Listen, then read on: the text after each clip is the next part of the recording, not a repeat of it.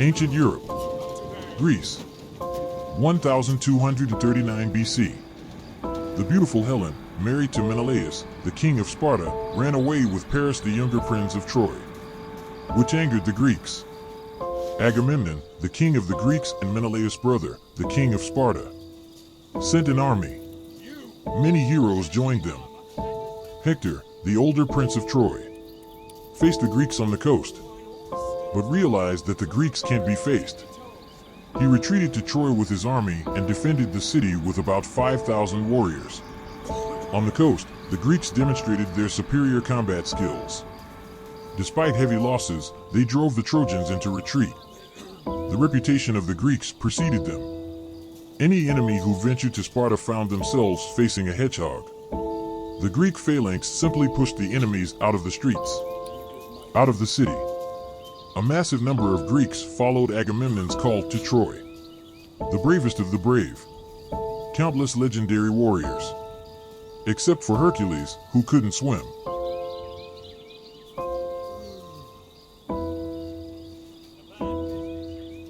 Now they stand in the thousands before Troy. But the Trojans have a wall. The Greeks have never seen a wall and don't know what a ladder is. 3 meters high. Approach it, and you will be shot at by archers. An impregnable fortress. Who's for a drink? There's time. Not in my unit, there isn't. That's how the siege of Troy began. The Greeks besieged Troy for 10 years. Unlike the Greeks, the Trojans had some horses, and with their chariots, they could leave the city whenever they wanted. The Greeks could only chase them and throw spears and stones. But the Trojan allies doubted that they could defeat the Greeks in the field. The Trojans hid behind their walls and refused to face the Greeks. This disgusted the Greeks.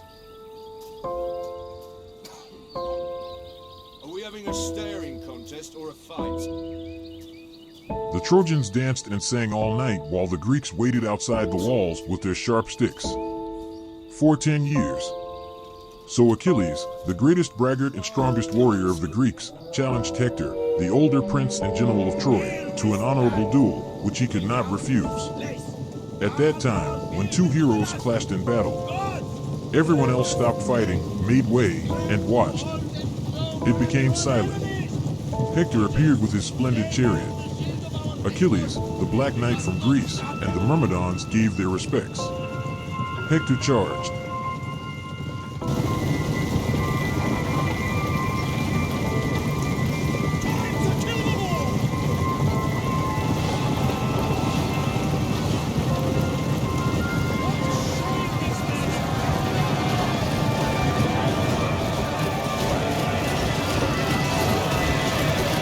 But he was no match for Achilles and was crushed. It turned out that the horse-drawn chariots were more for show and completely unsuitable for battle. It was clear that the Spartan Greeks were superior to the decadent Trojans in combat. However, the Greeks were not immune to the Trojan arrows. But one day, the Greeks disappeared with their ships. They realized they couldn't climb the walls. Too high. Left behind was a huge wooden horse, which the Trojans took because they loved fancy things. What they didn't love were unwashed Greeks, like the cunning Odysseus, who hid with a few warriors inside the wooden horse. At night, he sneaked out and opened the gates. Because what the Trojans didn't know is that the Greeks didn't sail back to Greece, but after 10 years of siege, they had eaten their ships out of hunger and then hid in the bushes. Now the Greeks stormed the city, killed everyone, and burned everything down to the ground. But even after the 10-year war, the Greeks couldn't recover and, over time, lost their significance. Most heroes fell. Achilles was dead, Odysseus cursed by the gods and lost at sea. Only one Trojan escaped. Troy. After the conquest by the Greeks, a man, Aeneas, escaped the flames, with his father on his back, and his son by his side. After a long journey across the Mediterranean, he landed on the coast of Latium, and founded a city there as a refuge for Trojans.